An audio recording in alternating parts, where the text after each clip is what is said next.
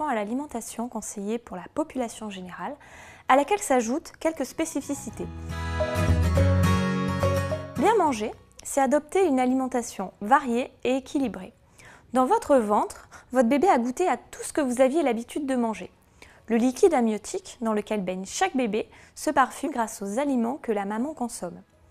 Et c'est en buvant le liquide amniotique que le fœtus commence à développer sa palette gustative. Alors continuez son éducation au goût en variant au maximum votre alimentation. Faites-vous plaisir, votre bébé aime la diversité. Retenez simplement ces règles simples que donne le Programme national nutrition santé.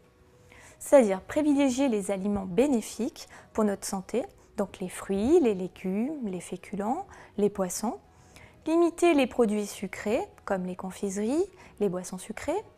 Les produits salés, comme les gâteaux apéritifs, les chips, la charcuterie. Ou bien trop gras, comme le beurre ou la crème. Bien sûr, il n'est pas interdit de faire de petits écarts, comme dans la vie de tous les jours.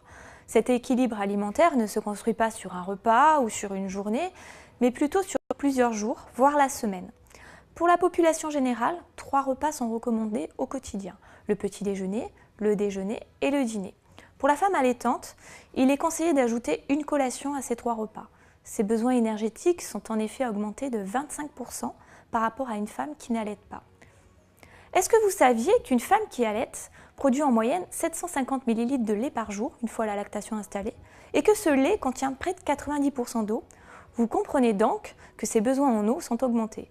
Il est conseillé de boire au moins 2 litres d'eau par jour.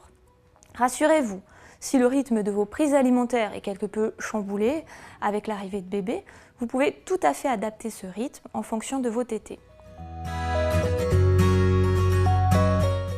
Du côté des interdictions, la bonne nouvelle, c'est qu'il y en a très peu. Sachez toutefois que pour un développement optimal de votre bébé, certains aliments sont à limiter, voire même à proscrire. La caféine, contenue dans le café, le thé ou certains sodas, est à limiter. Elle passe dans le lait maternel. Il est donc conseillé de consommer moins de 3 tasses de ces boissons par jour, pour éviter une hyperexcitabilité de l'enfant. Consommez également au maximum un aliment à base de soja par jour et autres produits enrichis en phytostérol, comme certaines margarines ou boissons lactées. Certains boissons contiennent une forte teneur en méthylmercure, une substance toxique pour le système nerveux des nourrissons. On retrouve notamment de fortes teneurs en méthylmercure dans l'espadon, le marlin ou le siki. Des poissons tels que l'anguille ou la carpe sont aussi des bioaccumulateurs. Mieux vaut donc éviter d'en manger pendant la période d'allaitement. Quant à l'alcool, il passe dans le lait maternel. Si un verre occasionnel ne semble pas présenter un risque particulier, il convient par prudence d'éviter toute boisson alcoolisée pendant toute la période de l'allaitement.